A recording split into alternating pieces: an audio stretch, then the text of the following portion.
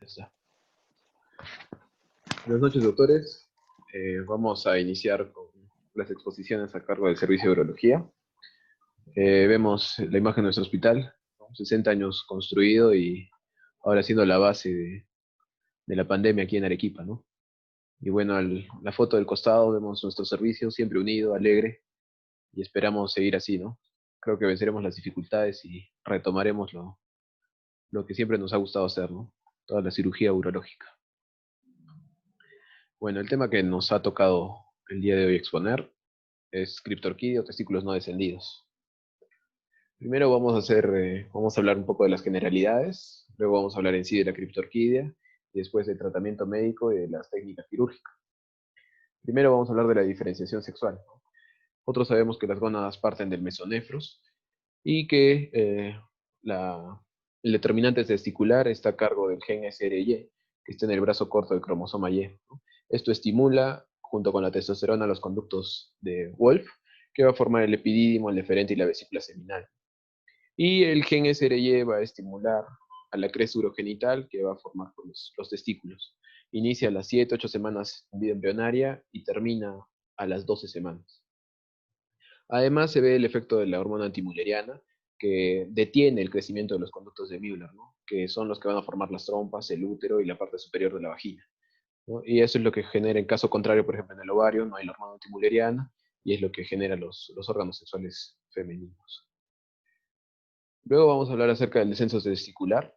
Son dos fases, la fase transabdominal y la fase inguinoescrotal. La fase transabdominal ocurre entre la 10ª y 15 semanas de gestación, donde el testículo va a bajar de la parte abdominal hacia la zona del canal inguinal. Aquí estimulado por los andrógenos y también por el factor similar a la insulina, ¿no? Que lo que hacen es estimular el gubernáculo, que va a permitir que el testículo baje. Y además, también se reabsorciona el ligamento suspensorio, ¿no? Que lo fija el testículo a la pared abdominal. Entonces así el testículo permite bajar el canal inguinal. En la segunda fase, la fase inguinoescrotal, baja del canal inguinal hacia la zona escrotal. Aquí es la acción de los andrógenos, que permite que el testículo baje hacia la bolsa escrotal, ¿no? A través del conducto peritoneo vaginal. Esto ocurre entre la semana 25 a 35 de gestación. Esas serían las dos fases del descenso testicular, importante para tener noción respecto a la criptorquidia. Bueno, la criptorquidia es el descenso anormal del testículo, ocurre entre el 1 al 5% en los recién nacidos a término, y este porcentaje aumenta en los recién nacidos pretérmino, ¿no? Nacidos es menos de 37 semanas de gestación, puede llegar incluso hasta un 45%. La criptorquidia de manera bilateral se da alrededor de un 30% de los casos. Aquí vemos en el gráfico la clasificación según la Guía Europea de Urología, que pueden ser los testículos no descendidos, que pueden ser palpables y no palpables. Los palpables pueden ser de manera inguinal, encontrarse de manera ectópica, o los retráctiles. Y los no palpables, que pueden ser también inguinales, de manera ectópica, intraabdominales, y los ausentes, que es por agenesia, o por también malformaciones o alteraciones de la diferenciación sexual. Bueno, en cuanto a la primera clasificación, los testículos palpables tenemos los testículos no descendidos, que se alteró algo en el descenso normal del testículo, en la vía abdominal hacia el escroto, encontrándose la mayoría de veces en la zona inguinal, en la región supraescrotal. Los testículos ectópicos, que están fuera del trayecto normal del descenso, y con mayor frecuencia se encuentran en la zona perineal. Y los testículos retráctiles, que los testículos descendieron hacia la bolsa escrotal, pero ya sea por el reflejo cremastérico que esté hiperactivo, o por la posición a veces del niño, no se encuentran los testículos en la bolsa escrotal. Y funcionan esos testículos como en ascensor. Ahora, en cuanto a la clasificación de los testículos no palpables, eso es alrededor del 20% de los casos, y de eso el 50 al 60% son de manera intraabdominal, encontrándose la mayoría de veces pegado al riñón, en peritoneo o incluso también detrás de la vejiga. Un 20% puede estar ausente y un 30% de manera atrófica. Cuando están ausentes es menos del 1% de manera anorquídea y 4% en monorquidismo, ¿no? En cuanto a la evaluación diagnóstica, tenemos que hacer una historia clínica adecuada, haciendo énfasis en los factores de riesgo, tanto maternos, paternos, exposiciones hormonales, trastornos genéticos en la familia, antecedente de testículos descendidos, no descendidos en la familia, y cirugías inguinales previas que haya tenido el niño, ¿no? Que generen fibrosis y que hayan detenido el descenso del testículo en las bolsas escrotales. El examen físico, lo que se trata es encontrar los testículos, buscar en la bolsa escrotal y también buscar en el canal inguinal, en el trayecto, así como vemos en la imagen. Los estudios de imagen, según la guía europea, la ecografía carece de sensibilidad y el uso de la resonancia magnética es limitado. Podemos apoyarnos, nos va a dar una idea de dónde se encuentra localizado el testículo, sobre todo cuando sospechamos de localizaciones intraabdominales, ¿no? El uso de la tomografía nos puede ayudar para ubicar al testículo donde se encuentra y también ver el tema de la irrigación, que es importante al momento de la técnica quirúrgica. La guía europea nos habla primero del tratamiento médico. La guía europea, eh, todos los estudios que tienen tratamiento hormonal no son muy buenos y no lo recomienda. El tratamiento médico se puede dar hasta antes de los 6 meses, incluso hasta los 12 meses, hasta los 18 meses a más tardar. Tenemos la terapia médica para el descenso testicular basado en dos hormonas, la HCG y la hormona liberadora de gonadotrofinas. La HCG se utiliza de manera intramuscular y se ha visto que en dosis más bajas por 5 semanas es la mejor opción. Y bueno, la hormona liberadora de gonadotrofinas de manera con aerosoles nasales. Tienen un 20% del éxito, pero sin embargo la guía no lo recomienda este tratamiento endocrino. Y también hay terapia médica para potenciar la fertilidad, ¿no? Se ha visto que hay mejorías en los pacientes que se les ha hecho orquidopexia con tratamiento médico que respecto a los pacientes que solo se les hizo orquidopexia infantil. En este caso, la guía europea sí recomienda el tratamiento endocrino. Ahora vamos a pasar al tratamiento quirúrgico. Bueno, en cuanto al tratamiento quirúrgico tenemos este esquema. Tenemos los testículos palpables, donde si es que ya los ubicamos, están supraescrotales o el canal inguinal, hacemos la orquidopexia. Si es que fueran no palpables, tenemos con el apoyo de ayuda diagnóstica, si es que sospechamos intraabdominales, el método diagnóstico es con la laparoscopía. Si encontramos al testículo que se encuentra en el anillo inguinal, podemos hacer la laparoscopía o la orquidopexia inguinal. Si es que encontramos solo los testículos de manera alta, podemos utilizar la orquidopexia con la técnica Fowler-Stephens. Si es que vemos solo los vasos espermáticos pero ciegos, es decir, que no vemos el testículo formado, ya no hay nada que hacer, no se llegó a formar los testículos. Y si vemos solo los vasos espermáticos ingresando al anillo y no podemos apreciar el testículo, tenemos que hacer una exploración inguinal para ver cómo está ese testículo, ¿no? Si está atrófico o no se desarrolló. Bueno, si es que encontramos a los testículos palpables, como habíamos mencionado antes, hacemos la orquidopexia, ya sea de manera inguinal o escrotal, dependiendo de la ubicación del testículo. La orquidopexia inguinal tiene una tasa de éxito del 92%, y bueno, el escrotal es cuando están en posición la más baja, ¿no? Se recomienda la orquidopexia temprana, 6 a 12 meses después de haber diagnosticado, es decir, hasta los 18 meses de nacido, ¿no? Y 12 meses máximo después de haber esperado unos 6 meses el descenso de los testículos.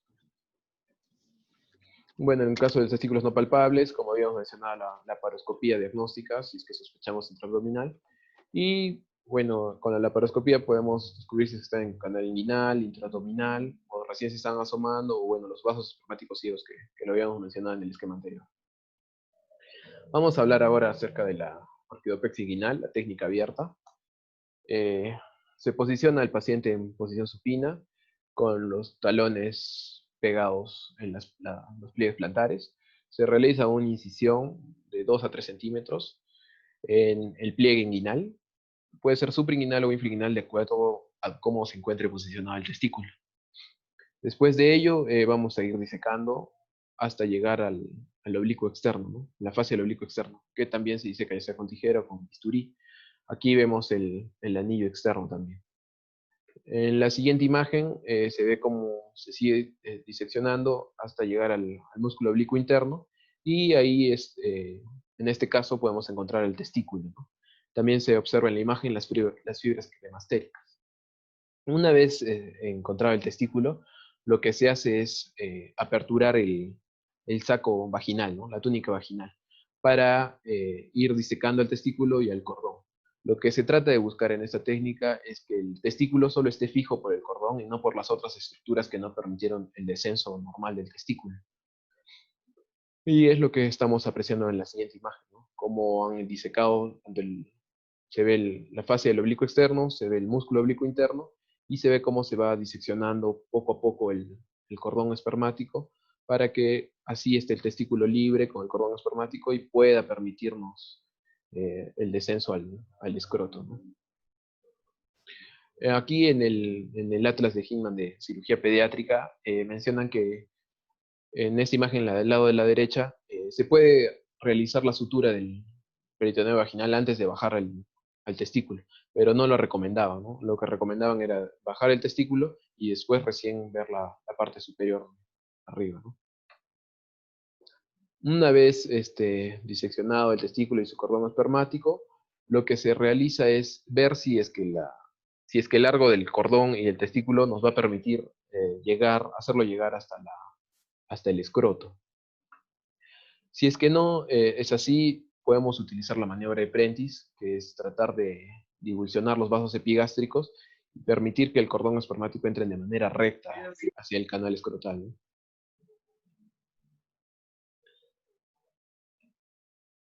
Una vez de que hemos hecho esas maniobras y hemos evidenciado que el cordón espermático con el testículo va a llegar hacia la zona escrotal, hacemos el siguiente paso, que es ubicar el camino, ¿no? El canal inguinal hacia la zona escrotal. Se realiza una incisión en el escroto de 1 a 2 centímetros, se hace disección en la fase de dartos y se busca un espacio para colocar ahí al testículo, ¿no? Que es lo que estamos viendo en la imagen de la derecha en el paso A, B y C. Y posterior a ello, se puede realizar una sutura en el gubernáculo para poder traccionarlo, o simplemente, como vemos en la imagen, llevarlo al testículo hacia la zona escrotal. Una vez colocado ahí, se puede fijar al rafe medio. Luego se cierra la zona del escroto, ¿no? Y luego, posterior a ello, cerramos la zona de la disección donde habíamos hecho en la zona inguinal. Si es que hemos aperturado el oblicuo interno, se cierra y luego, posterior a él, el oblicuo externo, teniendo cuidado de no traccionar ni tampoco asegurar mucho el cordón espermático, porque si no va a generar necrosis posterior del testículo. Estas son las imágenes después, ¿no? Del cierre de la disección inguinal. Bueno, después está la orquidopexia escrotal, también técnica abierta. Aquí el testículo se encuentra supraescrotal o en la parte inferior del canal inguinal. Se realiza una disección en sentido cefálico de 1 a 2 centímetros, dependiendo también de la edad del niño. Se puede diseccionar con el dedo, según el atlas, o también se puede diseccionar con las pinzas, ¿no? La cuestión es tratar de ubicar al testículo y también, al igual que en la anterior técnica, ir diseccionando el cordón espermático de todas las adherencias que hayan podido tener que no han permitido que el testículo baje. Diseccionarlo de tal manera que nos pueda tener una longitud como para poderlo llevar hacia la zona del escroto. Una vez que hayamos hecho esto, lo que realizamos es fijarlo al testículo para que no se vuelva a traccionar, ¿no? Para que no vuelva a subir. Fijamos al rafe medio y después de ello ya cerramos hasta la zona de la piel. Cuando encontramos el testículo de manera abdominal, tenemos tres diferentes técnicas. Puede ser transperitoneal, puede ser extraperitoneal y puede ser abordaje inguinal expansivo, ¿no? La primera, vamos a ver el abordaje transperitoneal. Esto nos va a ayudar previamente cuando hayamos analizado con técnica de imagen y ubicado al testículo. Si es que está pegado en retroperitoneo o detrás de vejiga, pegado a riñón, tendríamos que realizar este tipo de técnica. Se realiza una incisión en la línea media, desde la zona del pubis hasta el ombligo. Se diseca, se encuentra el testículo y lo que también se realiza es tratar de desprenderlo de todas las fibrosis y todo lo que esté alrededor de él, ¿no? Para tratar de liberarlo. Y al igual que el cordón espermático, para poder llevarlo así como hemos visto en las anteriores técnicas, también llevarlo hacia el escroto. Esta es la técnica transperitoneal, ¿no? Y aquí vemos el testículo ya liberado junto con el cordón, ¿no? Esa es la técnica extraperitoneal, que lo que solo hace énfasis es llegar hacia el canal inguinal, ¿no? Si es que en caso no le encontrábamos al testículo, ya tenemos que hacer técnica transperitoneal porque se encuentra en el retroperitoneo, ¿no? Y bueno, al igual que lo que habíamos mencionado, es tratar de liberarlo de las adherencias y posterior a ello llevarlo hacia la zona del escroto. Ahora, hay dos técnicas añadidas, que es la orquiopexia de ligadura alta y la orquiopexia de ligadura baja, que nos ayudan cuando el cordón espermático es corto.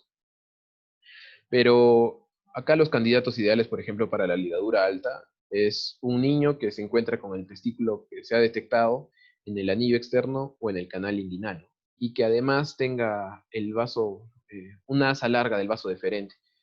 Esta técnica lo que hace es tratar de liberarlo de las irrigaciones, ¿no? La arteria espermática interna tiene su rama, la arteria testicular, y esta base larga del deferente. Entonces, lo que se realiza aquí es una disección en la zona inguinal, se divulsiona y se encuentra el testículo. Y aquí se hace una disección incluso hasta la túnica vaginal. El objetivo de aquí es liberarlo de esas irrigaciones que no permite que el testículo se alargue. Entonces, solo se mantiene con las colaterales. Y esto permite que el testículo se alargue, el cordón espermático se alargue y lo puedas llevar hacia la zona del escroto. Unos lo hacen con técnica de un paso y otros lo hacen con técnicas de 2 pasos. La técnica de un paso es seccionar la irrigación y llevarlo hacia el escroto. Y en la técnica de 2 pasos es seccionar primero la irrigación y después, en un segundo paso, ver cómo está el testículo. Si es que está bien irrigado, recién se baja hacia la zona del escroto. ¿No? Aquí vemos cómo han divulsionado, cómo han separado y bueno, al final se evidencia de que se puede llevarlos en la zona del escroto. Ahora, la ligadura baja es similar, solo que ya el corte no se hace tan alto, sino es más cerca hacia la zona del testículo, como estamos viendo en la imagen, ¿no? Es una incisión con ligadura baja, pero también mantiene la misma idea de mantener el testículo irrigado con irrigaciones colaterales y permitiendo así tener un poco más largo el testículo y el cordón para poder llevarlos a la zona del escroto, ¿no?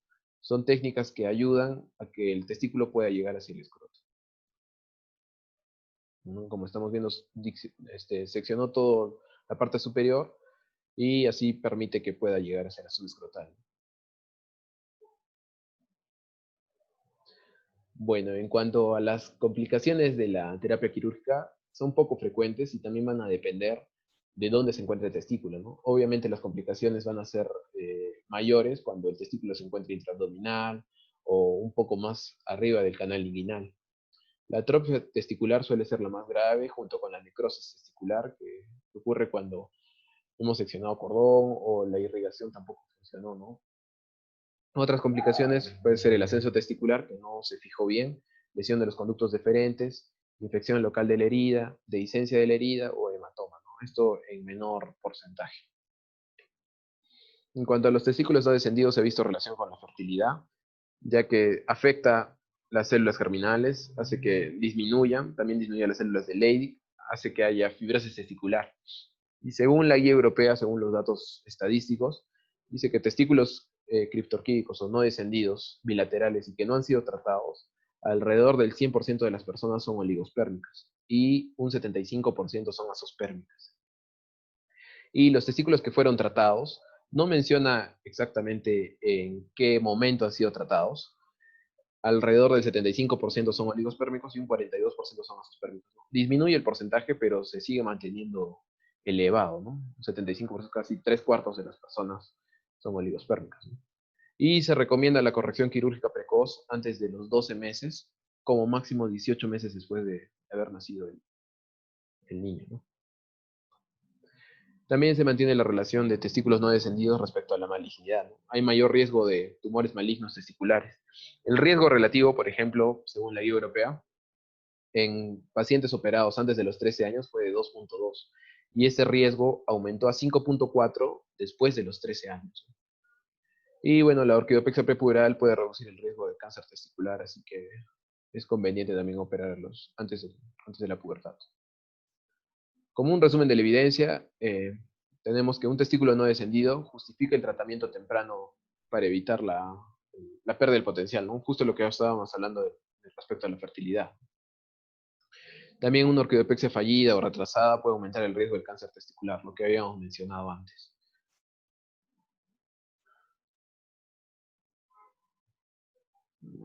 Y en cuanto a las recomendaciones débiles respecto a la terapia hormonal que mencionamos del tratamiento médico, no hay mucho beneficio en cuanto al descenso. Donde sí habría cierto beneficio es respecto a la fertilidad, ¿no? Orquidopexia más tratamiento hormonal, sí se ha visto que lo recomienda. Y bueno, informar al paciente de todos los riesgos y complicaciones que pueden haber durante la cirugía, ¿no? Eso también que se ha visto. Bueno, eso sería todo. Gracias por su atención.